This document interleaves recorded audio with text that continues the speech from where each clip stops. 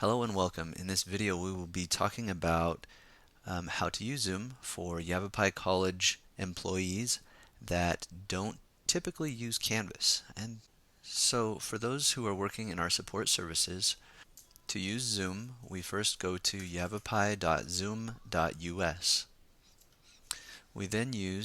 We click on sign in and use our YC credentials to log in. Once we're logged in, we'll see all of our meetings that have been created in a list. We have over on the left hand side for the meetings that we choose to record, we can access those recordings here. So let's set up a new meeting.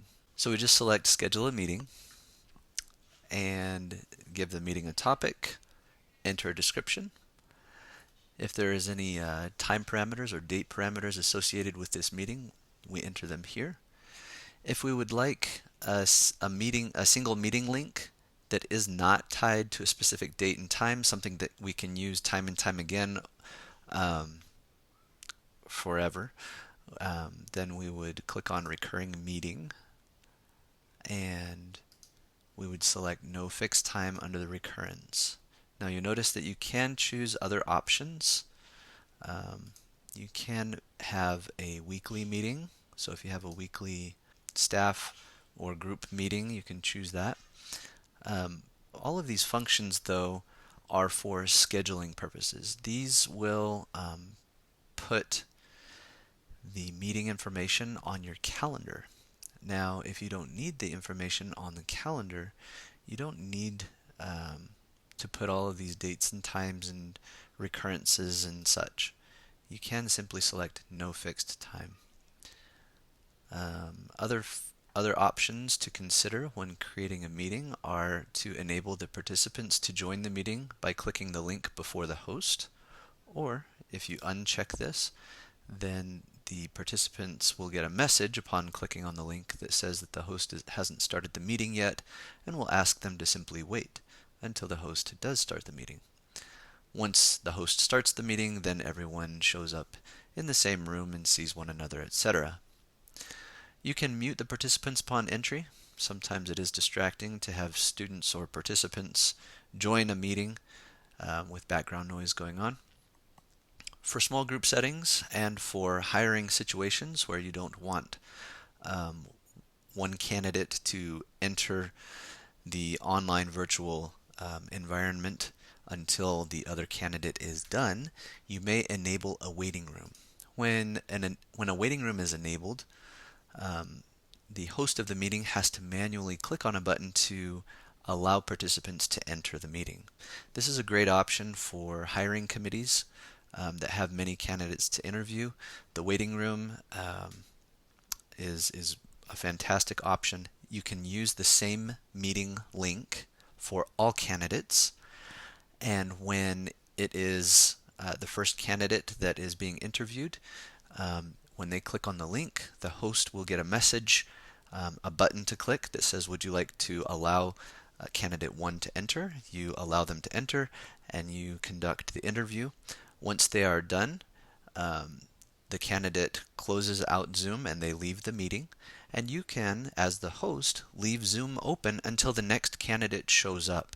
Once the next candidate clicks on the link, you are again given a message that says candidate 2 is ready to join the meeting, and you can click the button to allow that, and you get the idea. So waiting rooms can be helpful for managing meeting links. You don't have to create a series of links and manage who got what link and who is clicking on the link at what time.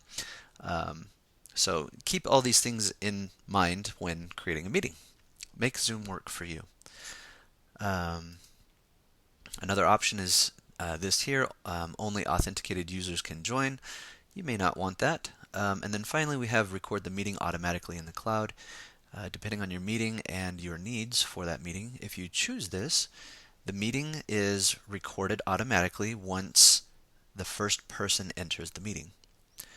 Once the last person in the meeting leaves, once the meeting is empty and there are no participants in it, Zoom starts to process a recording in the cloud, and it saves that meeting in the cloud, and it also sends the host an email once the video has finished rendering, and there will be a link in the email for that video. So another thing to consider. Finally, we have alternative hosts. Sometimes it is necessary to have multiple hosts. For anyone that you would like to be an alternate host, you just enter their YC email here, and they will have hosting privileges so that they can host in your place. Once they click on the link to get into the meeting, they do need to be logged into Zoom for verification purposes. However, one important use for alternative hosts are for admin assistants who have to schedule appointments for their dean or whoever it is, whoever their superior happens to be. All right, and so that's alternative hosts. And then once your meeting is created, just click Save, and you have an automatic URL here. The name of this meeting is My Meeting.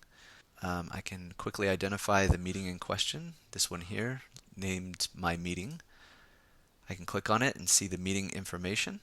It is possible to come in and edit a meeting after it has been created and even after it has been used.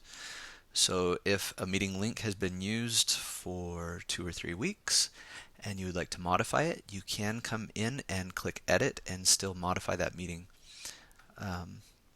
So if you need the URL, you can just highlight it and copy it, or you can click on copy the invitation. You'll notice all of the information for the meeting there is available to the participant. Now what's nice about this is you can take this meeting invitation, and if you already have a calendar event created, you can just take this information and plug it into your calendar event. And if you need to invite people to your calendar event, you can add invitees from your calendar event straight from your calendar. So I guess what I'm getting at is, in many instances, you really don't have to mess with all of this information here if you don't want to. You can totally circumvent it, bypass it completely by making it a recurring meeting with no fixed time. And then you get all the information you need to pass along to whoever your invitees or participants happen to be. Okay, and so that is Zoom in the web environment, in its web environment. One more important thing to note when navigating this, it is also possible to host a meeting, come straight into Zoom without having a meeting scheduled, and you can click host a meeting with video on, and it will automatically start a meeting from which you can quickly click on invite, copy a URL, and then email that to somebody, and then just sit and wait for them in the meeting. All right, so a couple of really useful tips and tricks with using Zoom in the web environment.